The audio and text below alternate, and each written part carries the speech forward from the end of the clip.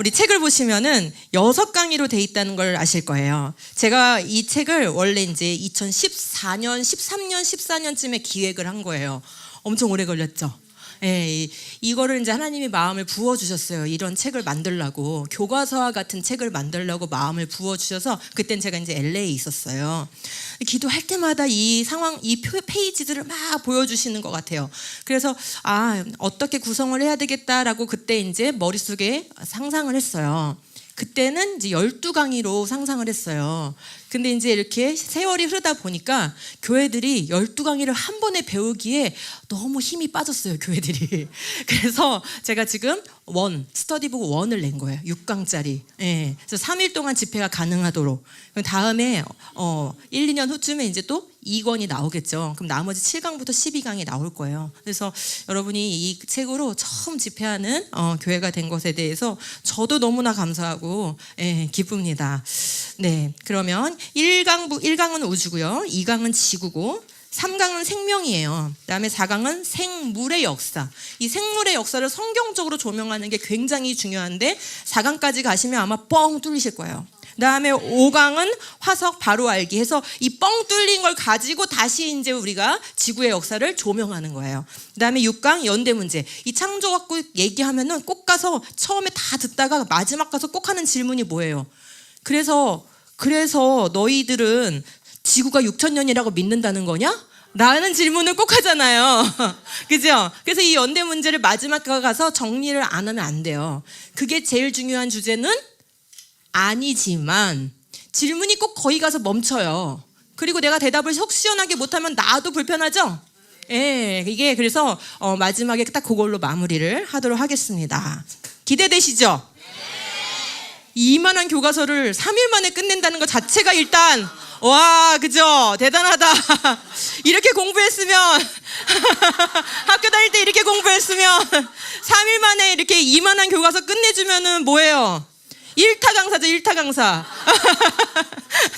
네, 여러분들이 훌륭해서 같이 할 수 있습니다. 자, 우리 그럼 이슈 보기 한번 펴볼게요. 12쪽. 자, 첫 번째 부분. 제가 먼저 읽어볼게요. 고등학교 1학년 교육과정에 빅뱅 이론이 들어온 것은 2009 개정 교육과정부터다. 진화론 교육은 이미 1970년부터 시행되고 있었으나 진화론 교육의 큰 전환점은 2009 개정 교육과정부터라고 볼 수 있다. 그전에는 진화론을 생물단원과 지구과학 단원 일부에서 산발적으로 다루었다면 2009 개정 교육과정부터는 빅뱅으로부터 인류의 진화까지라는 시작.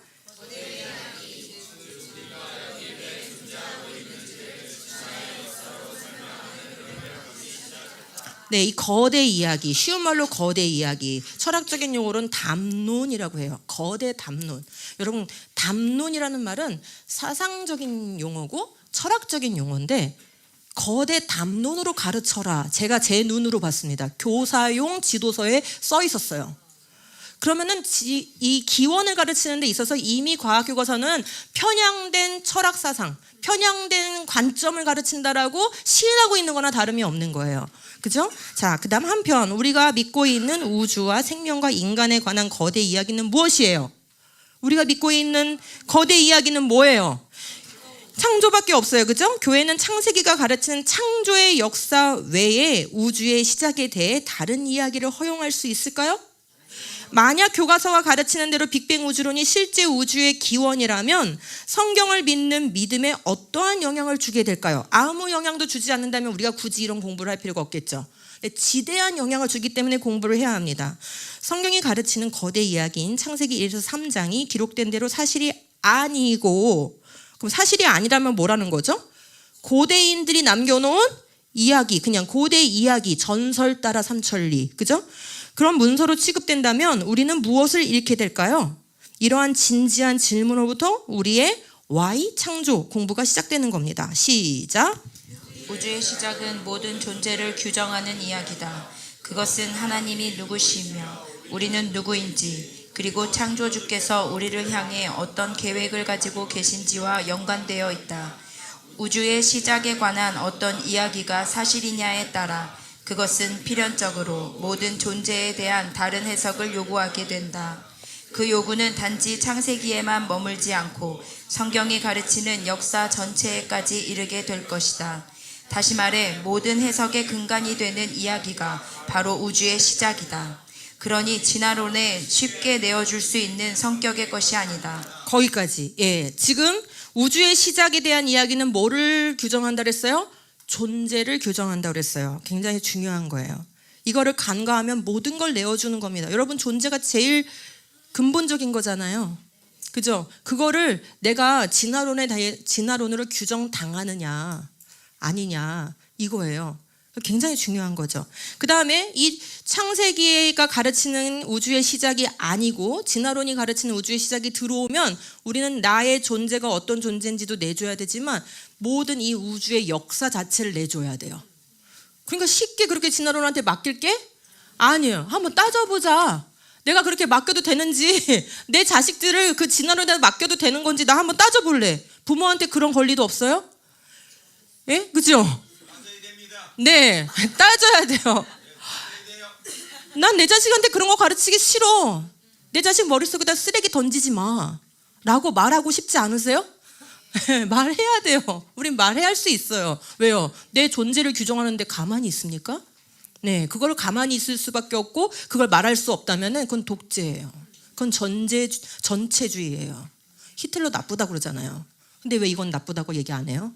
그죠? 얘기를 우리가 따져봐야 됩니다. 자, 그래서 지금 교과서에 보시면은 이렇게 가르치고 있다는 거예요. 우주 초기 원소로부터 별의 진화 과정을 통해 다양한 원소가 생성되었고 별의 진화를 통해 원소가 만들어졌다는 거예요. 그래서 그 원소가 뭘 만들었다는 거예요? 지구와 생명체를 구성함을 우주 역사와 관련지어 설명 잘하면 A를 주르라는 거예요. 문제가 심각하죠? 그러니까 과학 교과서는 이미 어떻게 하고 있어요? 너의 존재를 뭐에다가 맞춰서? 별의 진화 과정에 맞춰서 잘 설명하면은 성적을 잘 받게끔 그렇게 구성이 되어 있다 이 말입니다. 그냥 뭐 화성 얘기, 지층 얘기 그냥 거기서 끝나는 게 아닌 거예요, 지금. 자, 또 다른 페이지 볼까요? 빅뱅 우주론은 현재까지 우주의 탄생과 진화를 설명하는 가장 유력한 이론이다. 이렇게 얘기하면서 빅뱅과 동시에 상상할 수 없는 고온, 고압, 고밀도 상태의 우주가 생겨나 무서운 속도로 팽창하기 시작했다. 제가 지금 무슨 말 하고 싶으실 것 같으세요? 제가 무슨 말 할 것 같으세요? 여러분에게 비판적 사고가 있는지 제가 확인하는 중입니다. 우리나라 사람들이 제일 안 되는 게 비판적 사고예요. 비판적 사고하면 버릇 없어. 그런 얘기를 너무 우리가 많이 들어가지고 따져야 되는 것도 못 따지고, 그죠?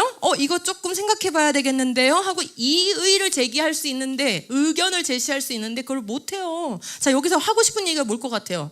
여러분 마음속에 나는 과학 지식이 없어서 이런 거에 대해서 말할 자격이 없어요. 그 편견부터 깨야 돼요. 지금 그 얘기를 하려는 게 아니에요. 여러분이 제가 천체 물리학자들을 놓고 지금 강의하는 게 아니죠. 다 모든 국민이 천체 물리학자가 돼야 돼요? 아니에요. 교과서는 뭘 가르치는 거냐면 그 나라 국민으로서 교양을 가르치는 거예요. 국민이 알아야 될 교양. 그럼 교양 수준에서 우리가 얼마든지 의견을 제시할 수 있습니다.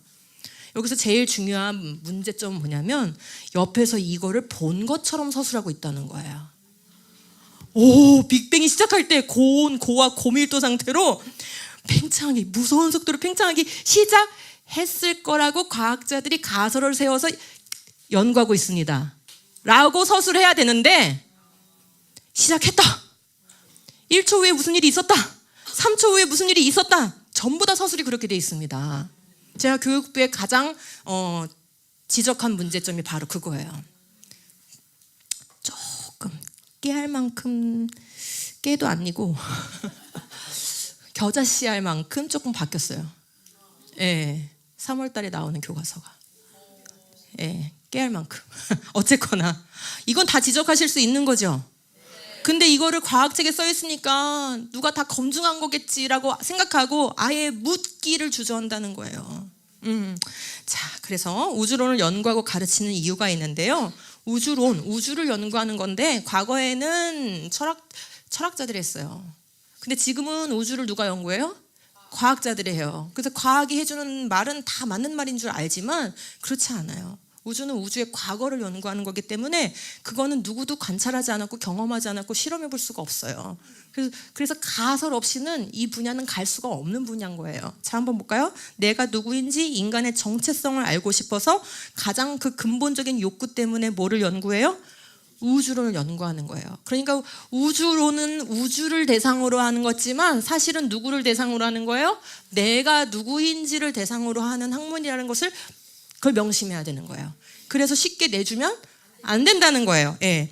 밑에 박스들에 질문들이 있는데 예습을 해오시면 좋습니다. 제가 친절하게 뒤에 다 해답지를 넣어놨습니다. 자, 넘어가겠습니다. 그래서 이번 강의는 이번 강의는 크게 3가지로 배울 거예요. 큰 1번 한번 읽어보실까요? 시작. 학교에서 배우는 빅뱅 이론 알아보기. 2번 빅뱅 이론 어디까지 사실인가. 3번 성경적 기원론의 조건. 네, 그래서 학교에서 뭘 배우는지를 일단 알아야 대답을 해줄 수 있죠.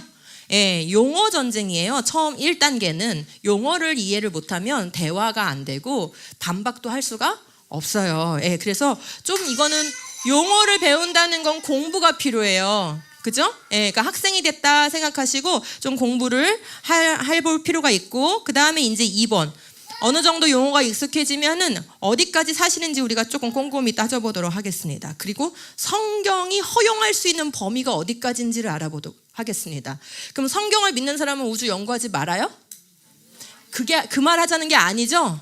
제일 수준 낮은 딴지 거는 사람들이 뭐냐면, 그래 너희들은 지금도 지구가 6,000년이라고 믿는 찌질한 인간들이니까 우주 같은 거 연구하지 마. 너네는 과학을 무시하잖아. 이렇게 딴지 거는 사람들은 가장 무식한 사람들이에요. 그러니까 그런 딴지를 걸거나 그런 댓글을 보거든, 아, 무식한 사람이구나 라고 생각을 하셔야 되는 거예요. 그러니까 오늘 이 강의를 들어야, 아, 그게 무식한 소리구나. 그 댓글을 보고 그래, 기독교는 정말 과학을 무시해. 같이 동조하시면 돼요, 안 돼요? 그러면 안 된다는 거예요. 그래서 성경이 허용하는 범위 내에서 우리도 얼마든지 우주를 연구할 수 있고 생물도 연구할 수 있습니다. 자, 그러면 첫 번째 14페이지 위에 한번 보겠습니다. 어떤 이론이든지 그 이론이 시작한 배경을 이해하는 것은 전체적인 조망에 도움이 됩니다. 특히 거대한 스케일을 다루는 학문일수록, 지금 제일 거대한 스케일의 학문이 뭐예요? 지금 우리가 얘기하고 있는 우주론이에요. 와, 진짜 교회 다니까 막 우주론도 배워, 그죠? 이 거대한 스케일의 학문은 우리가 직접 관찰하거나 경험할 수 없는 먼 과거를 다루는 이론일수록 그 이론이 품고 있는 뭐를 확인해야 돼요? 전제, 이 말 중요한 거예요. 전제들을 확인하는 것이 그 내용을 분별하는 데 있어서 필수 과정이라는 거예요. 그래서 빅뱅 우주론에 몇 년 동안을 보겠다고요, 지금? 아, 진짜 오늘 너무 거대하다, 그죠? 우주론을 배우는 것도 힘든데 우주론의 역사 100년을 지금 정리하려고 그래요. 근데 간단하게 제가 해드릴 거예요. 자, 보세요. 여기 보면 누가 나왔어요? 그쵸, 다 알죠? 아인슈타인은 다 아는데 아인슈타인이 뭐 했냐고 물어보는 순간 대답을 할 수가 없어. 네, 그래서 제가 여러분 유식하게 해드릴게요. 아인슈타인은 여러분이 많이 들어본 이론, 상대성 이론이라는 걸 만들었죠? 근데 상대성 이론은 2가지가 있어요. 특수 상대성 이론하고 일반 상대성 이론이 있는데, 우주론과 관련된 상대성 이론은 일반 상대성 이론이에요. 이게 좀 더 어려운 거예요. 특수 상대성 이론은 좀 쉬운 거고 일반 상대성 이론이 훨씬 어려운 분리인데요. 자, 한번 해볼게요. 아인슈타인은 중력을 시공간의 뒤틀림 개념으로 설명했어요. 뭘로 설명했어요? 중력하면 누구 떠올라요? 뉴턴이 떠올랐죠? 그러면은 뉴턴이 중력에 대해서 다 알아낸 줄 알았더니 아닌가 보네. 뭐가 아니냐면 중력이라는 게 존재한다는 것은 뉴턴이 알아냈어요. 그리고 두 질량이 있는 물체들 사이에서 중력이 얼마의 크기로 작용하는지 그 크기를 잴 수 있는 식을 만들었어요. 그게 뉴턴이 한 일이에요. 그런데 얘하고 예를 들면 지구하고 달하고 또 지구하고 태양하고 거대한 질량을 가진 이 커다란 질량체들이 서로 끌어당긴다는 것까지는 알았는데 서로 뭐 줄이 있어요? 뭐가 있어요? 아무것도 없죠. 근데 어떻게 잡아당기는 힘이 작용하냐 이거죠. 그래서 어떻게 작용하는지는 설명을 뉴턴이 못했어요. 예. 저랑 이렇게 같이 맞장구 치면 재밌어요. 그죠? 뉴턴이 못했어요. 예. 못했는데 그거를 한 300~400년 후에, 뉴턴이 1600년대 사람이니까 지금 이 사람은 1900년대 사람이에요. 그러니까 300-400년 후에 그동안 아무도 해결을 못한 거예요. 그러니까 천재는 그냥 갑자기 이렇게 나오는 게 아니에요. 시간이 좀 걸려요. 그 문제가 많은 사람들에 의해서 거치다가 어디서 탁 터지는 거예요. 그래서 아인슈타인이 어떻게 전달되는지를 발견했어요. 어떻게 전달됐냐면은 알고 봤더니 공간하고 시간이 그때까지는 따로 있는 줄 알았는데 시공간이 하나라는 걸 알게 됐어요.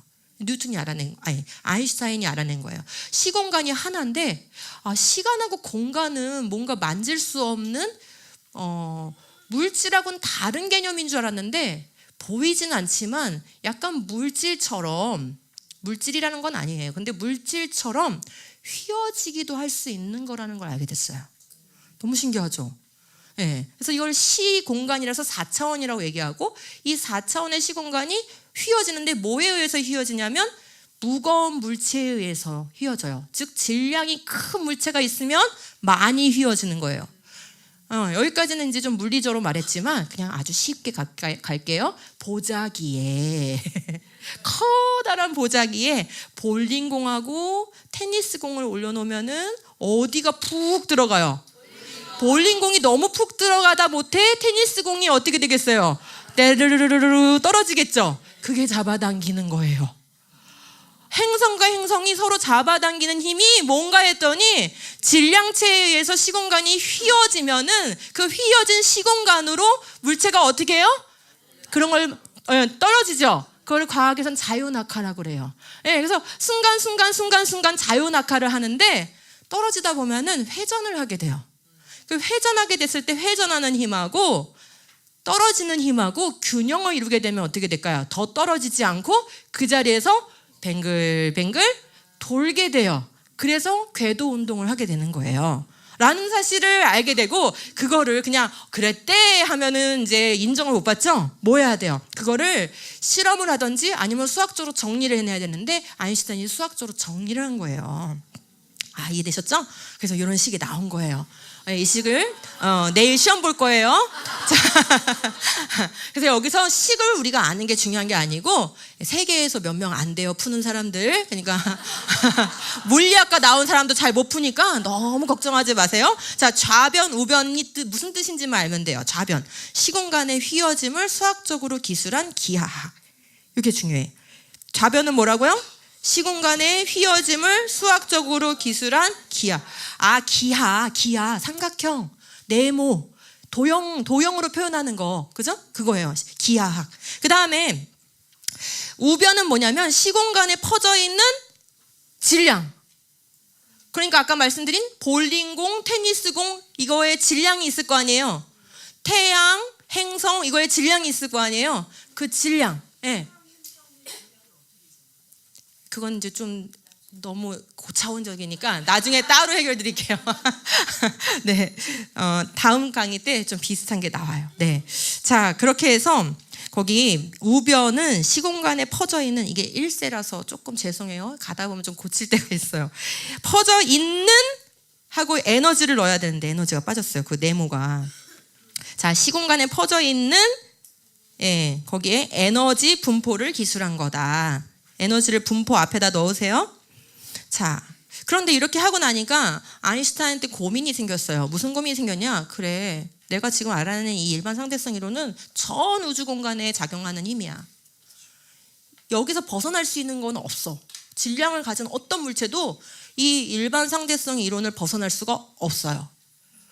그럼 가만히 생각해 보니까 볼링공을 중심으로 테니스공도 떨어지고 탁구공도 떨어지고 다 떨어지면 나중에는 시간이 흐르면 어떻게 돼야 돼요? 몽땅 다 하나로 뭉쳐져 있어야 되겠죠? 우리 사모님 최고로 잘 빨리 이해하고 계세요, 지금. 과학을 전공하실 걸. 자, 그래서 다 우주가 한 점으로 다 수축해버리지 않았지, 왜 아직도 이렇게 다 궤도 운동을 하면서 우주 전 공간에 이 천체들이 다 제각각 운동을 잘 하고 있는 거지? 라는 궁금증이 생겼어요. 근데 그 천재 아인슈타인도 이 궁금증을 풀 수가 없었어요. 이렇게 고민을 하고 있는데 나는 이제 내 인생에선 이거 못 풀겠다라고 이제 스스로가 인정을 해버린 거예요. 그래서 잡아당기는 힘이 있으니까 이거를 상쇄할 만한 바깥쪽으로 미는 힘이 있을 거야. 자기가 그걸 뭔지는 알아낼 수가 없으니까 그냥 있을 거야 라고 하고 그냥 그 항만 집어넣어놓고 방정식을 마무리했어요. 근데 이 소식을 또 한 명의 천재가 들었어요. 러시아에 있는 프리드만이라는 과학자가 선생님 좀 교만해. 선생님 제가 선생님의 고민을 좀 해결해 드릴게요. 아인슈타인 선생님의 방정식을 제가 다 이해했습니다. 그 당시에 아인슈타인 방정식을 이해한 사람이 몇 명 안 됐다고 그래요. 근데 제가 다 이해했습니다. 그리고 선생님의 고민도 제가 풀어드릴 수 있을 것 같아요 라고 하면서, 아니 계속해서 중심으로 몰려드는 힘이 있었다면 계속해서 바깥쪽으로 밀어내는 힘이 있으면 되는 거 아닙니까? 그러니까 그 미는 힘이 뭐냐면요, 우주가 원래부터 팽창했다라고 생각하시죠?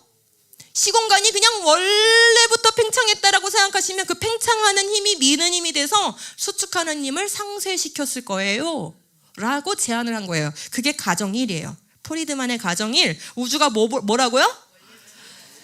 지금 우리가 뭐 배우려고 여기 와 있어요? 본래 우리가 무엇인가, 우리의 시작이 무엇인가, 그죠? 우리의 기원이 무엇인가, 이걸 배우려고 와 있죠. 그런 사람들은 어떤 용어들을 들으면 좀 반짝반짝 할 때가 있어야 돼요. 그냥 이 말이 그 말이고 그 말이 저 말이고 그러면 안 돼요. 여기서는 지금 뭐에 딱 경고음이 하나 딱 켜져야 되는데, 띠용 띠용 띠용. 어유 할렐루야, 그쵸? 원래부터란 말에 경고음이 하나 켜져야 돼요. 원래부터? 원래부터란 말이 뭐예요? 시작부터잖아요. 그죠? 그럼 원래부터를 말할 수 있는 존재는 누구밖에 없어요, 사실? 원래부터 우주가 어땠는지를 말할 수 있는 존재는 우리한테는 하나님밖에 없죠. 근데 지금 인간이 그렇게 얘기하고 있으니까 하나님이 하신 일과 부합하면 오케이. 근데 하나님이 하신 일하고 부합하지 않으면은 아무리 이 이론이 그럴듯하고 이 사람이 천재여도 나도 오케이. 그런 생각을 우리가 할 줄 알아야 된다고요. 일단 여기까지 왔어요. 일단은 들어야 되겠죠. 이 사람이 뭐라고 말하려고 하는 건지. 원래부터 팽창했다고 해보자, 이렇게 얘기하는 거예요. 그럼 이거를 거꾸로 돌리면 어떻게 되는 거예요? 지금은 우주가 큰데 과거로 소급하면은 우주가 모든 물질이 다 어떻게 했다는 거죠? 한 점으로 모여질 때까지 수축할 수 있다는 얘기가 되죠. 이걸 받아들이는 순간. 그렇죠? 그럼 원래부터가 언제부터인지 누가 알 수 있어요? 그 원래가 요때부터인지 더 작아서, 지금은 뭐라고 하냐면 빅뱅론자들이 이 우주의 모든 물질이 전자 사이즈만한, 전자 사이즈를 아십니까? 전자 사이즈만한 그 공간 안에 다 들어있다고 얘기하거든요. 그러니까 그 원래부터를 누가 정해야 되는 거예요, 지금? 원래부터를. 그렇죠? 지금 이게 어려운 문제인 거예요. 이런 가정을 놓은 거예요. 그 다음에 두 번째 가정이 뭐냐면, 우주에는 모두 없고 중심도 가장자리도 없고 어느 방향으로나 같아 보일 것이다라는 가정을 하재요. 자, 여기서 또 삐용 경고음이 이제 들어와야 되는 부분이 있는데 조금 어려우실 수 있는데, 그래도 조금 한 번 더 생각하면 떠오를 수도 있어요. 자, 여기서 뭐가 문제일까요? 우주에 왜 중심이 없어야 돼? 항상 이제 왜를 집어넣으면 질문이 됩니다. 중심도 없고, 그러면 다시 시작. 왜 중심이 없어야 돼? 그죠? 그 질문을 하시라고요. 우리 하브루타 하신다고 했잖아요. 이 질문이 중요한 거예요. 왜 중심이 없어야 돼? 이 사람은 왜 중심이 없는 우주를 가정하는 걸까요? 그래야만 하는 걸까요? 너는 천재니까 그럴 수 있고 나는 천재가 아니니까 그러면 안 돼? 그런 건 안 돼요. 그렇죠? 자, 왜 중심이 없어야 된다고 가정을 한 거냐면, 만약에 우주에 중심이 있다면, 자, 여기 이 공간에 이 강단은 특별한 공간이에요? 안 특별한 공간이에요? 이 공간을 설계한 사람이 이 자리에다가 이 강단을 설치하기로 뭐 했을까요? 계획했겠죠. 그냥 예배실 만들어 했는데 갑자기 여기 탁 이게 놓인 게 아니죠. 그럼 우주의 중심이라는 게 있다면 그건 뭐가 되는 거죠? 중심을 어디에 둘 것인지를 누군가가 뭐 했어야 돼요? 계획하고 설계했어야 되죠. 그러면 중심 없어, 우주는 절대 중심이 있으면 안 돼 라는 가정을 했다는 건 뭐를 제거하기 위한 거예요? 우주가 계획돼서 기획돼서 만들어졌다는, 즉 우주가 설계됐다는 것을 거부하기 위한 가정이에요. 아하, 벌써 이거 좀 어때요? 냄새가 나. 냄새가 나. 그죠? 그래서 중심이 없어야 된다는 가정을 했더니 아까 그 일반 상대성 이론이 아까 보이신 식이 간단한 것 같지만 그게 간단한 게 아니고 그 큰 G, T 요 자리가 행렬이 들어가는 자리예요. 수투에 나오는 행렬. 이게 그냥 미지수 하나가 아니까 X나 Y 같은 미지수가 아니라 이 미지수 하나에 뭐가 들어간다고요? 행렬이 들어가니까 엄청 복잡한 방정식이에요. 근데 그 복잡한 방정식을 요 가정을 넣으면은 팽창 우주론 방정식이라고 좀 더 간단한 방정식으로 바뀌게 돼요. 간소화돼요. 옛날에 수학 시간에 수학은 잘 안 했어도 이렇게 뭘 가정하면 뭐 미지수 값이 0으로 바뀌고 이런 거 살짝 기억나시죠? 그러면 식이 간단해져요. 복잡한 식이 몇 가지의 미지수를 0으로 처리할 수 있기 때문에. 네. 그래서 팽창 우주론 방정식으로 바꾼 거예요. 이거를 현대 우주론의 원리라고 합니다. 즉 현대의 우주론이라는 것은 지금 우리가 배우고 있는 빅뱅 이론, 학교에서 배우고 있는 이 빅뱅 이론이라는 것은 기본적으로 이걸 전제하고 있는 거예요. 프리드만의 두 가정을 다 받아들이는 거고, 균질하고 등방한 우주 전체가 다 어딜 보나 다 똑같은 우주다. 이쪽을 보나 저쪽을 보나. 왜? 설계된 게 아니니까. 중심이 없으니까. 왜 가장자리는 없어야 돼요? 그러면 안 하고 넘어가려 했더니 제가 또 찝찝해가지고 왜 가장자리는 없어야 돼요? 우주가 전부니까. 우주가 전부니까. 굉장히 철학적이죠. 과학을 하는 것 같은데 과학의 가장 근본 이론 그 밑에 뭐요? 아까 우리 뭘 따져봐야 된다 그랬죠? 거대한 스케일의 이론들을 따져볼 때 전제를 보라 했잖아요. 전제. 이게 전제예요. 이걸 시작한 거예요. 우리는 빅뱅 이론이 우주가 팽창했다는 걸 증명해서 우리한테 가르치는 줄 알았더니 그걸 이미 뭐 하고 있는 거네요? 원래부터 팽창했어 라고 전제하고 시작한 거예요. 그거를 밝혀낸 게 아닌 거예요. 여기까지 큰 우리가 전제들을 확인했습니다. 자, 그러면 그 뒷장 넘어가서 한번 읽어볼게요. 현대 우주론은 균질하고 등방한 우주에서 공간의 공률은 시간에 따라 변하지만 특정 시간의 공률은 어느 곳이나 같을 것이다라는 우주론의 원리라는 가정을 전제하고 있습니다. 이 가정을 바탕으로 아인슈타인의 일반 상대성 이론 방정식을 팽창 우주론 방정식으로 변환시켰다 말씀드렸죠. 그다음 밑에 줄에 우주의 정말 시작. 정말 중심이 없는지, 가장자리가 없는지, 물질 분포가 균질한지, 혹은 특정 시간에 공률은 어느 곳이나 같은지 등은 가정적 전제이지 반드시 그래야 하는 것도 아니고 당장 확인할 수 있는 것도 아닙니다. 그런데 빅뱅 우주론은 이 우주론의 원리를 근본적 전제로 삼고 출발하였기 때문에 만약 이 전제들이 틀리다면 이론 전체는 오류에 빠지게 됩니다. 그만요. 그쵸? 지금 전제를 놓고 시작했는데 만약에 그 전제가 틀리면 어떻게 되는 거예요? 그 전제 위에 이론을 세웠잖아요. 즉 땅 위에다 건물을 세웠잖아요. 근데 이 땅이 무너져 버리면 그 위에 건물은 자동으로 무너지는 거예요. 그러므로 이 전제가 맞는 전제냐 틀린 전제냐 또 이것이 성경적이냐 아니냐는 그 이론 전체를 좌우할 수 있는 커다란 문제라는 것이죠. 이해가 되시죠? 자, 그러므로 이제 빅뱅 이론이 살아남으려면 뭐 할 수밖에 없냐면, 여러분 전제는 왜 전제냐면 이 전제는 검증할 수가 없어서 전제인 거예요. 원래부터 팽창해 왔다는 걸 누가 검증할 수 있어요? 원래부터 살았던 존재여야만. 우주에 가장자리가 없다는 걸 누가 검증할 수 있어요? 우주 밖에 나가봐야지만 알 수 있잖아요. 그러니까 그런 전제들은 그 성질상, 본질상 검증이 안 되는 전제들인 거예요. 그래서 전제인 거예요. 그러니까 이 이론의 성패, 이 이론이 정말 성공적인 이론이 되려면은 실제 우주와 이 빅뱅 이론이 주장하는 것이 어때야 되냐면 잘 맞아야 돼요. 그래서 이 빅뱅 우주론자들은 사활을 거는 거예요. 뭐요? 관찰하는 우주하고 이 이론이 말하는 게 딱 맞아. 딱 맞다니까 그 얘기를 하고 싶은 거죠. 그게 반복될수록 이 이론은 우주를 잘 설명하는 이론입니다 라고 견고해지겠죠. 그런데 실제 우주하고 이 이론이 말하는 게 잘 안 맞아. 알고 보니까. 그럼 어때요? 이 이론은 전제도 지금 불량한데 실제 우주를 잘 설명해낼 수 없다면 폐기해야 되는 이론이겠죠. 우리가 지금 공부하려는 게 그거예요. 그거를 알아보면 여러분이 다 판단할 수 있어요. 얘를 폐기할 이론인가 아니면 우리가 성공적인 이론이라고 말할 수 있는 건가. 그죠? 자, 그러면 이제 거기까지 가려면은 조금 이제 지식이 필요해서 적색편이라는 걸 설명드리겠습니다.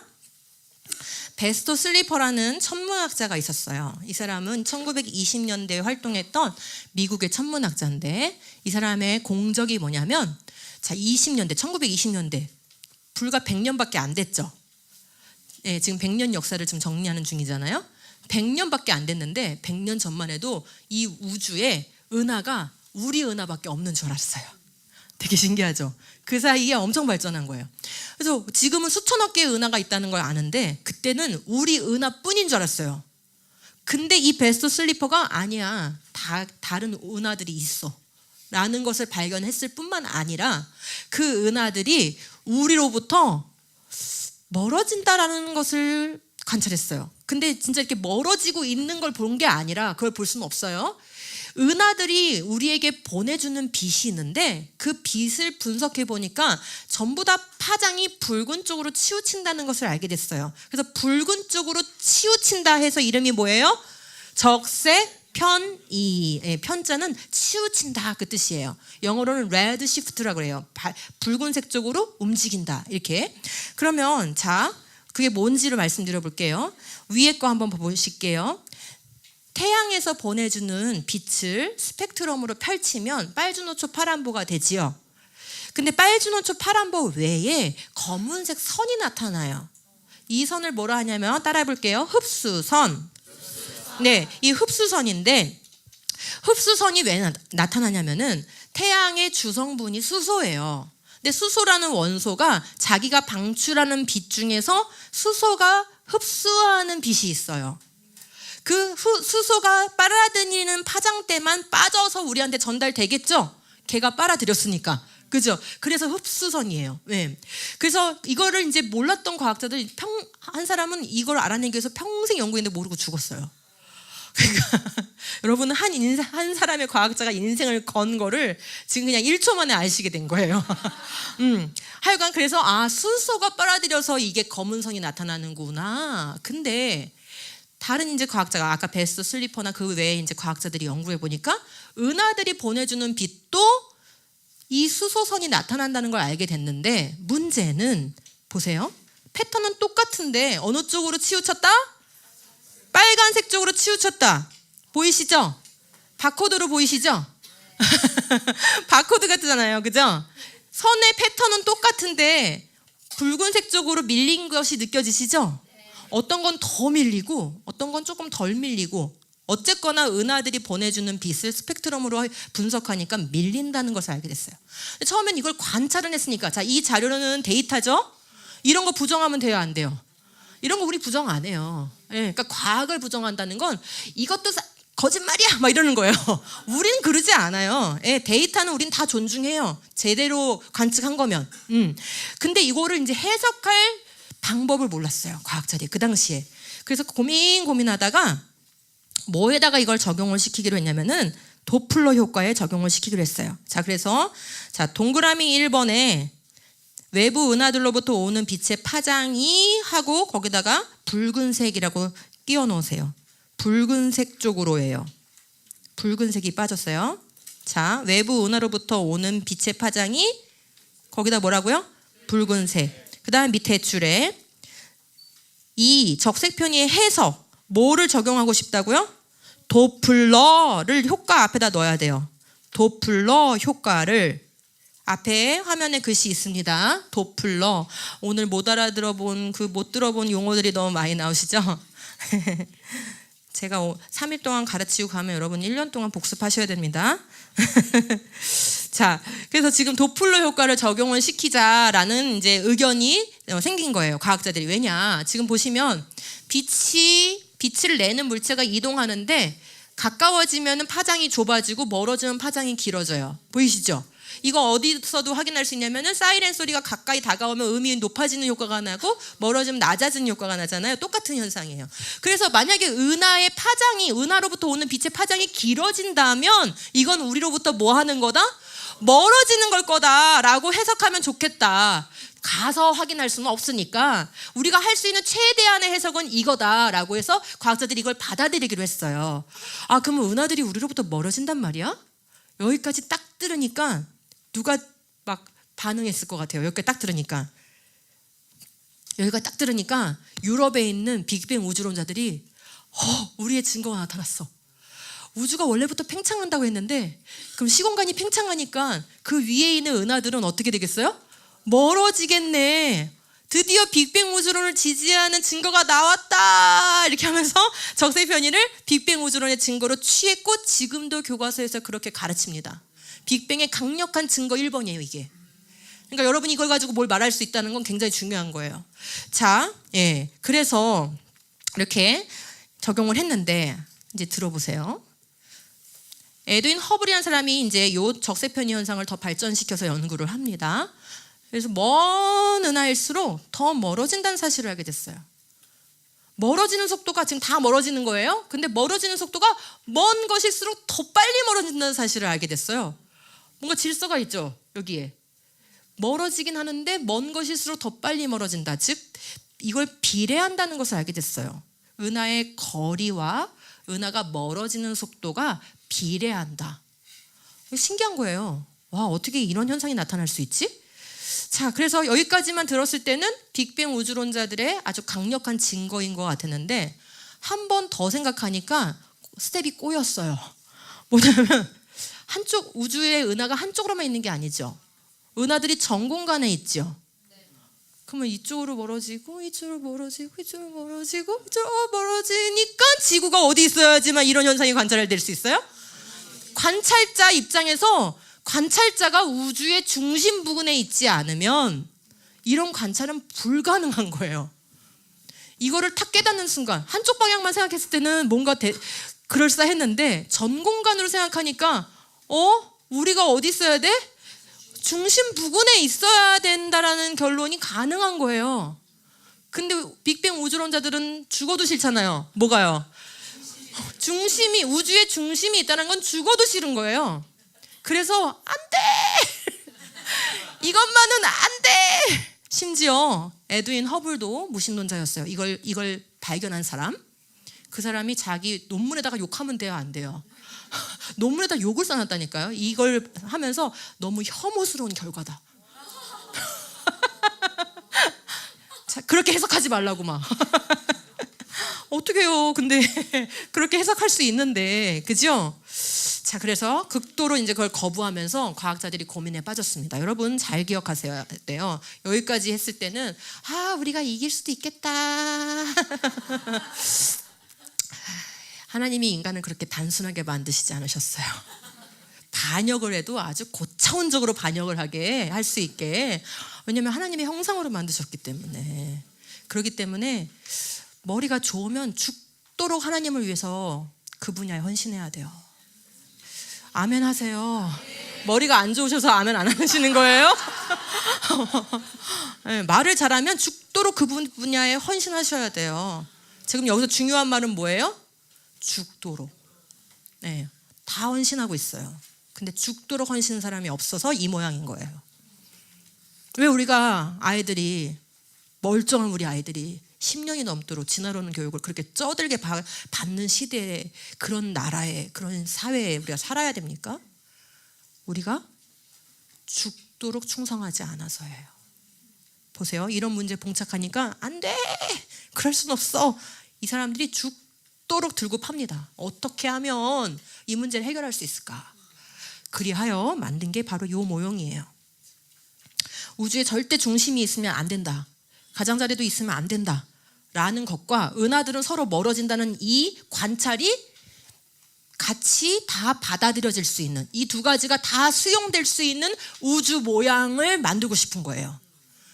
절대 중심은 없어야 되는 그런 우주 모양. 그래서 이 사람들이 생각하는 게 뭐냐면 풍선이 아니고 풍선 껍질 우주 모형을 만들어냈어요. 우주를 다 압축하면 4차원이니까 보이지 않아요. 근데 그걸 보이는 형태로 지금 모형을 만든 거예요. 그래서 4차원을 압축해서 풍선이라는 그런 껍질에다가 우주를 다 넣은다면 점점점 이게 팽창할수록 어떻게 되겠어요? 중심은 없어요. 여기 어디에 중심이 있어요? 그죠? 그리고 계속 그냥 팽창하는 거예요. 그런데 뭐 할까요? 이럴 때 서로 은하들은 멀어지겠죠? 관찰 사실과 자기들의 가정을 둘 다 다 만족시킬 수 있는 그런 모형을 만들어낸 거예요. 우연히 스스로 생겨났다는 거, 우주가 전부라는 그 전제를 절대 포기하지 않는 거예요. 이렇게 해서 빅뱅 우주론을 이어갑니다. 이런 엄청난 전제가 있다는 거 모르셨죠? 네. 그래서 우주가 꼭 이런 모양이어야 합니까? 아니요. 꼭 그럴 필요는 없습니다. 이런 모양이라고 누가 검증해 줄 수 있습니까? 예, 아마 1000년, 만년이 흘러도 검증하기 어려울 겁니다. 왜요? 우리 우주에 살면서 우리 우주를 벗어나서 그 구조와 모양을 본다는 것은 불가능한 일이기 때문에 그렇습니다. 지금 우리는 태양계도 못 벗어나요. 무인 우주선만이 태양계를 이제 살짝 벗어났어요. 인간이 이 태양계를 벗어나는 것조차 그렇게 힘들어요. 근데 우주는 그거하고는 비교가 안 돼요. 예. 그러므로 우주의 모양이 어떤지는 사실은 경험적으로는 검증하기가 어렵습니다. 자, 이거에 대해서 스티븐 호킹이 한 말을 한번 보세요. 만약 모든 은하들이 우리로부터 멀어지고 있다고 관측된다면, 제가 말씀드린 거죠? 적세편이 벌써 잊어버리셨어요? 아니죠? 기억하고 계시죠? 그랬더니 뭐래요? 읽어보세요. 시작. 우리는 틀림없이 우주의 중심에 있을 것이다. 지금 스티븐 호킹이 시인했죠? 우리가 관찰하는 사실만으로는 우리가 어디 있어도 된다? 중심에 있다고 해석해도 전혀 문제가 없다는 거예요. 그럼 만약에 성경적인 우주론을 하는 어떤 머리 좋은 과학자, 수학자들이 죽도록 충성해서 성경적 우주론을 만든다면 그 전제로 우리가 중심 부근에 있는 우주론을 만들 수 있다는 거예요? 없다는 거예요? 할 수 있다는 거예요. 뭐가 없을까요? 아유, 그래. 죽도록 충성하는 자가 지금 없는 게 문제인 거예요. 데이터가 없는 게 아니고. 자, 그러나 대안적인 설명을 갖는데 우주가 모든 방향으로 같아 보이며, 지금 왜 대안적인 설명이 필요하다는 거예요? 자기는 받아들일 수 없다는 거죠. 우주의 중심이 있다는 건 절대 우리 못 받아들여, 그 뜻이에요. 그래서 뭐를 택하겠다는 거예요? 프리드만의 두 번째 가정, 제가 아까 말씀드린 거, 그거를 선택하겠다는 건데, 그러면서 딱 정확하게 말해요. 우리는 어떤 뭐 없이 이데올로기의 혼합 없이 우주론을 만들 수 없다는 거예요. 즉 사상적인 철학적인 전제 없이는 우주론 연구할 수 없다는 거예요. 우주의 중심이 있다고 말하든지 중심이 없다고 말하든지 이거는 과학적 전제가 아니라 이데올로기적 전제라는 거예요. 그죠? 그거를 명백하게 시인하고 있다는 것을 알 수 있습니다.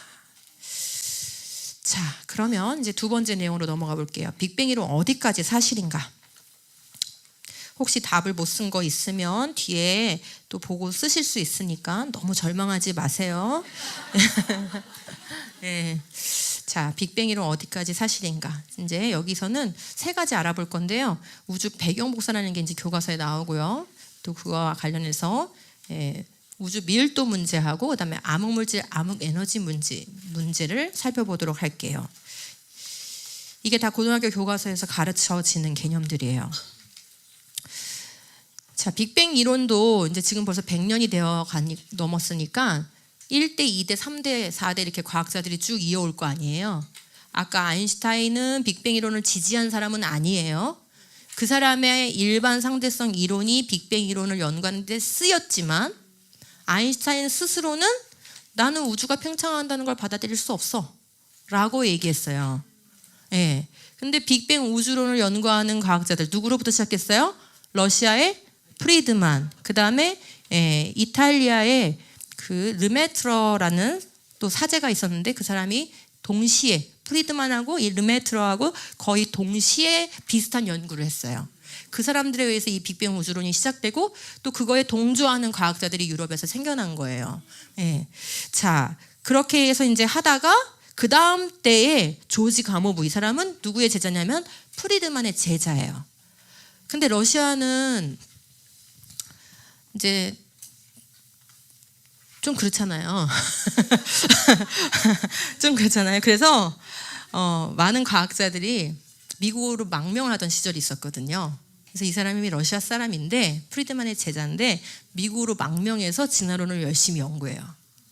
그래서 미국의 대학이 타락하게 되는 과정들이 몇 가지가 있는데 그 중에 하나가 이게 전체 이유라는 게 아니고 여러 이유 중에 하나가 러시아와 독일에서 망명 온 사람들이 그 거대한 대학들 하버드나 예일이나 프린스턴이나 이렇게 좋은 대학들의 학자들로 자리를 잡으면서 반성경적인 이론들을 많이 연구하던 시절이 생겨요. 그게 20년대, 30년대, 40년대 그럴 때 얘기예요. 이 사람들 그런 사람 중에 한 명이에요. 그러니까 뜨뜻한 데 와가지고 돈 많이 받으면서 진화론 막 연구하는 거예요. 그리고 대학에서 막 가르치는 거예요. 그래서 이런 거 주장해야 엘리트고 지성인이고 배운 사람이다라는 그러한 분위기를 형성하는 데 지대한 역할을 한 사람들 중에 하나예요. 자, 어쨌거나 이렇게 해서 이제 이 사람은 빅뱅 우주론을 찬성하는데 거기에서 하나 더 이론을 얹은 게 뭐냐면 작았다가 커졌으면 처음엔 뜨거웠을 텐데 커지는 동안 식었겠네. 그래서 그 커진 만큼 우주의 온도가 낮아졌겠네. 그래서 매우 낮아진 온도, 여기서 OK라고 예상을 했는데 이 K는 켈빈 온도, 과학자들이 쓰는 온도예요. 그래서 우리가 0도씨 하면 섭씨 온도죠. 예, 여기는 마이너스 273도에서 시작해요. 마이너스 273도. 그러니까 OK면 굉장히 낮은 거라는 거 아시겠죠? 예, 영하 200도가 더 내려가는 거예요. 자, 그런데 공교롭게도 이걸 예상을 했는데 펜지아스하고 윌슨이라는 사람이 안테나를 연구하다가 우주에서 뭔가 전파가 계속 온다는 걸 발견하게 됐어요. 이거 세상에서 만들어낸 음파가 아니고 우주 공간에서 온다는 걸 밝혀내게 된 거예요. 그래서 우주 전 공간에서 오기 때문에 이름을 뭐라고 붙였어요? 우주 배경복사. 1번에 전파가 들어와서 우주 배경복사라고 부르게 됐다는 거예요. 자, 그런데 2번에 가모브를 중심으로 빅뱅론자들은 자, 그때 밑에 박스에 팽창하면서 우주가 식었을 거라고 예상했다는 거죠. 자, 그런데 문제는 이거를 그러면 빅뱅 이론의 증거가 또 나타났네 또 이러는 거죠. 여기서는. 그러니까 빅뱅 이론의 증거가 될 것 같으니까 벌써 시대가 60년대 후반으로 왔어요. 70년대 이렇게 오니까 인공위성 날리는 시대가 된 거예요. 그래서 이게 빅뱅 이론을 지지할 것 같으니까 세상은 무조건 어디다 돈 투자해요? 하나님을 반대하는 데는 돈을 막 투자해요. 인공위성을 이거를 관측하는데 3개를 띄워요. 3번을 띄워요. 80년대에 하나를 띄우고 90년대에 하나 띄우고 2000년대에 하나 띄우고 이렇게. 그래가지고 코비 그 다음에 마지막 플랭크까지 이렇게 해서 뭐를 연구하고 싶은 거냐면 우주에 전파가 있는데 전파를 더 정밀하게 관측을 하고 싶은 거예요. 정밀해졌죠. 예, 과학기술의 발전에 따라 정밀해졌어요. 이 정밀하게 관측을 해서 우주 공간의 온도가 몇 도인지를 파악을 한 거예요. 그랬더니 2.725K라는 것을 알게 됐어요. 근데 지금 또 스텝이 꼬인 거예요. 이거를 정밀하게 연구할수록 빅뱅 우주론이 지지될 거라고 생각한 거죠. 작았다가 커졌기 때문에 우주 전 공간이 싸늘하게 식어 있을 거다. 그거 딱 맞네 라고 생각했는데 뭐가 스텝이 꼬였냐면 이런 문제가 생긴 거예요. 보세요. 조금 간추려서 한번 말씀드려 볼게요. 그 우주 전 공간에 있는 그 물질 분포를 그냥 제가 점으로 표시한 거예요. 이쪽 점하고 저쪽 점하고 온도가 정밀하게 측정을 했더니 10의 마이너스 5승, 그러니까 소수점 5째짜리까지 온도가 똑같다라는 사실을 알게 됐어요. 오, 제가 이 말을 했을 때 놀라는 교회는 수준이 되게 높은 교회예요. 그래서 온도가 똑같은데 뭐 어쩌라고. 보통 그냥 뚱 하고 계시거든요. 근데 지금 놀라셨잖아요. 이게 대단한 거예요 지금. 왜 이게 큰 문제냐면, 자 보세요. 지금 이 교회 공간에서도 여기 온도하고 저기 온도, 저기 온도, 방송실 온도 재면은 같을까요, 다를까요? 10의 마이너스 5승까지 소수점 5째짜리까지 같을까요? 요 공간 안에서도 아마 0. 몇 도씩 차이가 날걸요. 그죠? 근데 지금 이 스케일이 뭐예요? 우주 스케일이잖아요. 근데 우주 스케일인데 온도가 어디까지 갔다고요? 소수점 5째짜리까지 같아버리니까 과학자들로서는 놀라셔야지. 어떻게 이럴 수가 있어. 말이 안 돼, 말이 안 돼. 이렇게 된 거예요. 쌤이 또 꼬인 거예요. 근데 더 심각한 문제는 뭐냐? 이렇게 온도가 균질하려면 뭘 이루고 있어야 되냐면 열적 평형을 이루고 있어야 돼요. 자, 균일한 온도 분포. 균일한 온도라고 쓰시고, 균일한 온도를 이루려면 끊임없이 에너지를 주고받는 열적 상호작용. 열적 상호작용이 끊임없이 열을 계속 주고받아야지만 온도가 같을 거 아니에요. 내 손하고 네 손하고 온도가 같아지려면 어떻게 하고 있어야 돼요? 계속 잡고 있어야 되잖아요. 그러니까 열을 주고받아야 되는데, 자, 가는데 빛의 속도로 가는데 100억 광년이 걸린다고 해볼게요. 한 번밖에 안 갔는데. 그러면 한 번 갔다 오는데 얼마 걸리겠어요? 200억 광년이 걸릴 거 아니에요? 근데 지금 한 번 왔다 갔다 하는 걸로 온도가 그렇게 균질해질 수가? 끊임없이 열을 주고받아야 되죠? 빛의 속도로 계산해도 끊임없이 주고받아도 한 번밖에 갔다 오지 않았는데 200억 광년이면은 지금 학교 교과서에서 가르치는 빅뱅 우주론의 우주 나이가 몇 살이냐면 138억 년이에요. 그렇죠? 웃어야 되죠? 네. 138억 년이 우주의 나이인데 한 번 열을 교환하는데 그 나이를 넘어버리는 거야. 설명할 수가 없게 된 거죠. 아, 빅뱅 때문에 공간이 팽창해서 우주가 식은 거야 라고 했는데, 아니 왔다 갔다 할 시간이 모자르네. 우주의 나이를 그냥 더 막 몇 천억 년으로 늘려버릴까? 막 그렇게 할 수는 또 없잖아요. 그죠? 이게 이제 문제가 된 거예요. 심각한 문제가 된 거예요. 그럼 어떻게 한다고요? 죽도록 충성한다니까요. 죽도록 충성한다니까요. 자, 문제 봉착. 아까 문제 봉착한 거를 풍선 껍질 우주 모형으로 탈피를 했죠? 회피를 했죠? 얘는 어떻게 회피를 할까요? 내가 해결해 줄게. 천재적인 천체 물리학자 앨런 구스, 지금도 MIT 교수입니다. 이분이 1980년도에 인플레이션이라는 이론을 도입을 했어요. 시간이 이렇게 빨리 가는 거죠. 지금 절반도 안 했는데. 자, 인플레이션 이론을 도입을 해가지고 내가 해결해 줄게. 그 방정식에다가 요 구간만 넣으면 돼. 요 구간. 요 구간이 무슨 구간이냐? 10의 마이너스 35승에서 10의 마이너스 32승 초 동안만, 딱 그 동안만 갑자기 우주가 확 커진 거야. 원래는 점진적으로 팽창해 왔다라고 주장을 했는데, 그렇게 하니까 뭘 설명 못해요? 우주 전 공간의 균질한 온도 분포를 설명을 못하게 된 거예요. 그래서 작았을 때 갑자기 확 커진 다음에 다시 천천히 팽창했다라는 인플레이션이라는 구간을 설정하기로 한 거예요. 그때만 부피가 갑자기 10의 129승배로 확 커졌다는 거예요. 빛의 속도의 수조배로 확 커졌다는 거예요. 자, 그래서 밑에 보시면 5번입니다. 20쪽에 5번. 10의 마이너스 35승에서 10의 마이너스 32승 초. 집에 가서 0.000 이렇게 세면서 한번 써보세요. 우리 초등학교 친구들. 그 다음에 그 이론을 뭐라 해요? 인플레이션이라는 이론이에요.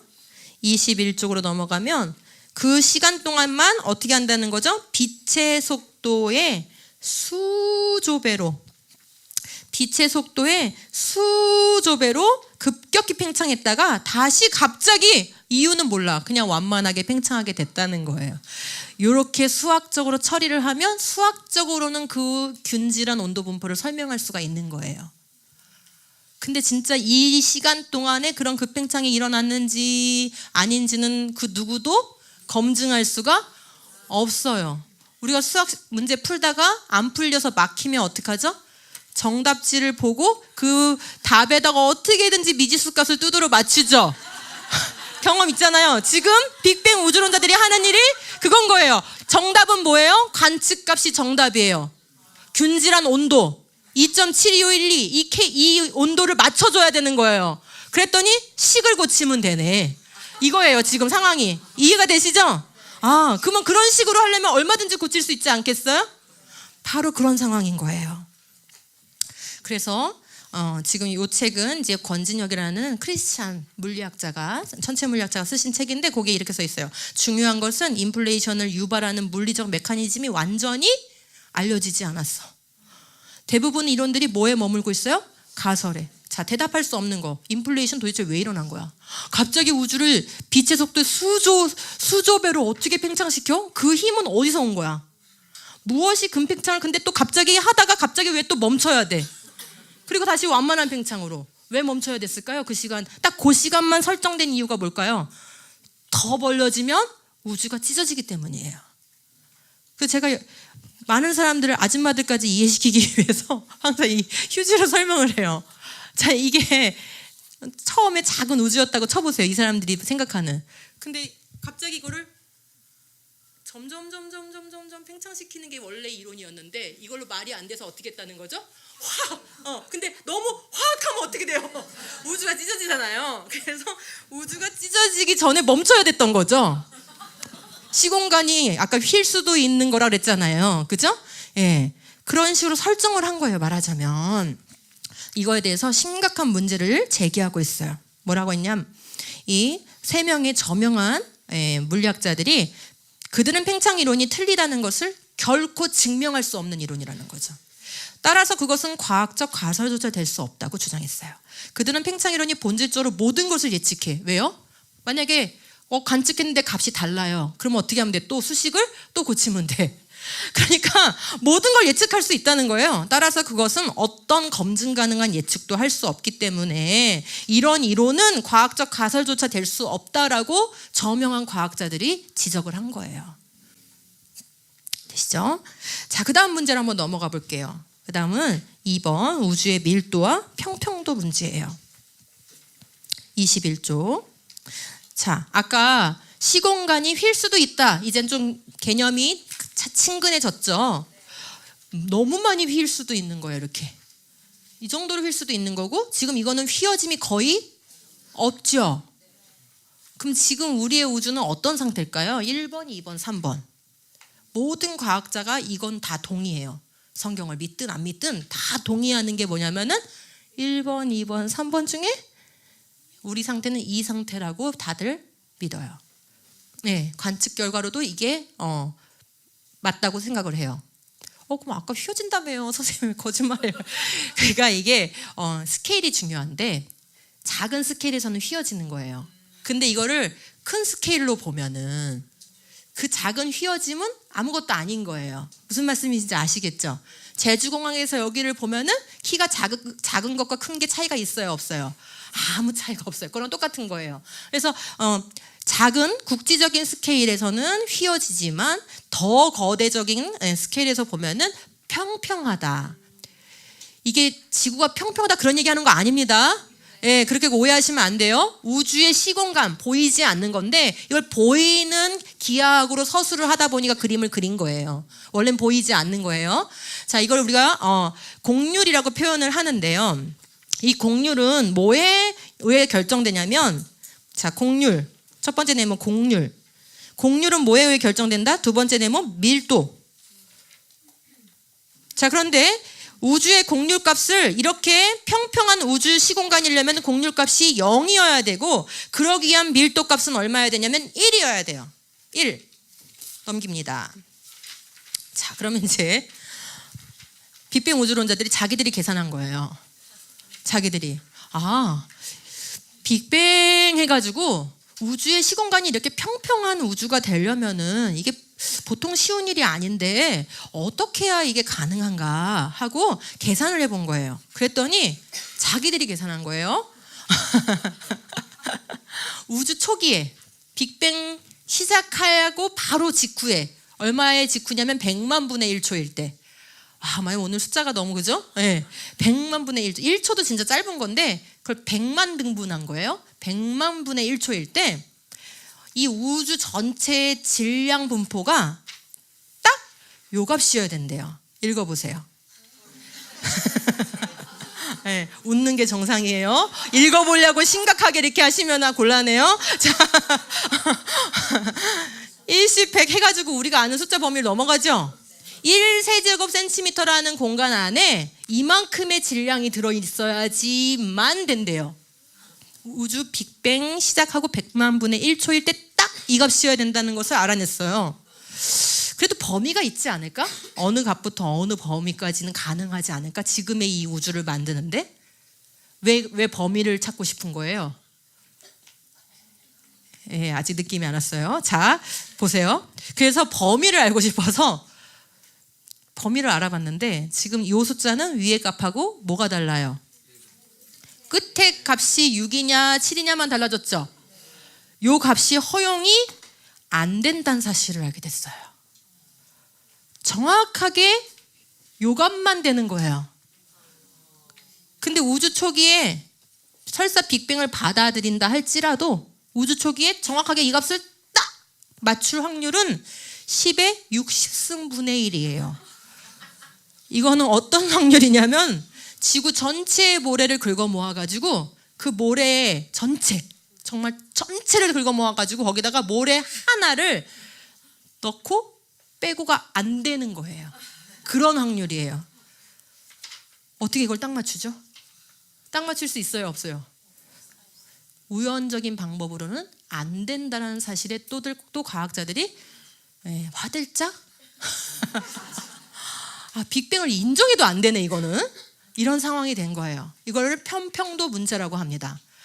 우주의 시공간이 평평하다는 사실은 모든 과학자가 인정하는 건데 그거를 설명하려고 빅뱅 이론으로 시도를 해봤더니 정확하게 이 값을 맞춰야만 된다라는 이 난제에 봉착하게 된 거예요.